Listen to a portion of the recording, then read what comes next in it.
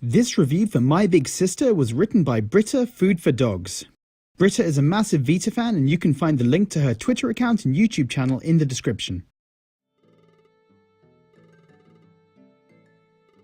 The game opens with you, playing as Lucia, stranded in a recurring dream, in a Chinese market desperate to find a way out. You need to solve some light puzzles to locate useful items that can help you achieve your escape.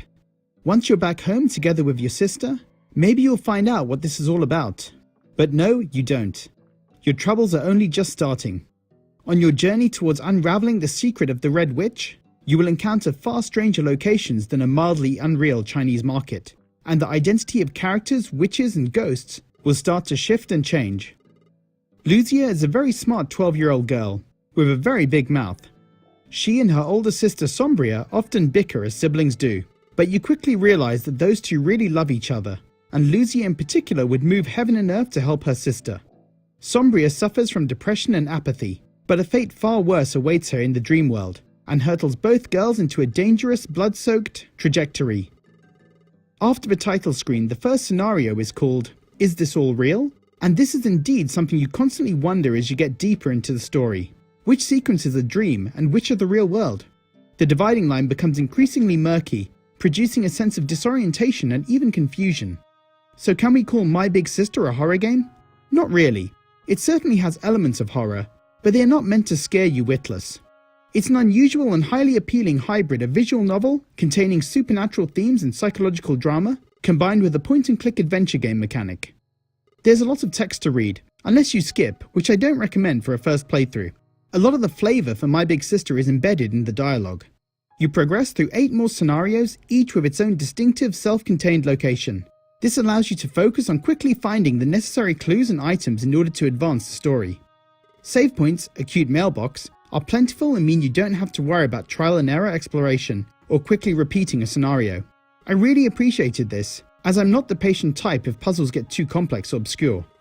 For the most part, puzzling your way forward here is intuitive and unproblematic. Most of the environments have a decidedly spooky or unsettling air, but I never felt scared or nervous, as I might in a pure horror game. Lucia's matter-of-fact approach, her endearing deadpan humour, and above all her indomitable spirit, never allows the fear factor to smother the story. What did cause me some irritation though, was unfortunately the soundtrack. I don't mean to be rude, but it comes across as highly simplistic, with long stretches of repetitive plinkety-plonk sounds that made me turn the volume low. Later on there were some scenes where the music was much better, but not enough to change my overall impression. However, it is upbeat most of the time, thus helping to keep a lighter story note, together with the script's humour against the dark tide of mutilating and body snatching. The pixel art on the other hand is great, and scales nicely on both the Vita screen as well as on big TV screens for the PS4. The game keeps the focus on driving the narrative to its ending, and you're likely to finish the story the first time with a sad or rather unsatisfactory outcome. Don't worry, there are 5 more endings to unlock. I really recommend you to go to the trouble of at least 1 or 2 more endings, for they really give you a deeper insight into the motives and background stories. My only minor quibble about the endings is that I found a few of them not quite as straightforward as the rest of the game.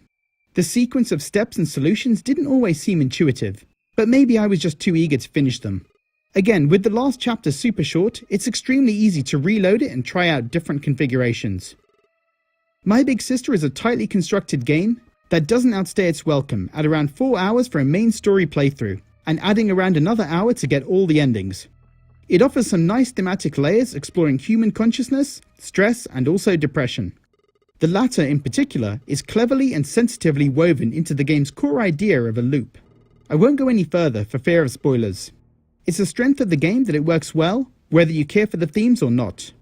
I was charmed and impressed by My Big Sister, and I hope you will be too. Thanks to Britta for writing this review. So guys, are you planning to pick up My Big Sister? And if you played it already, what did you think? Leave a comment below, and as always, thanks for watching.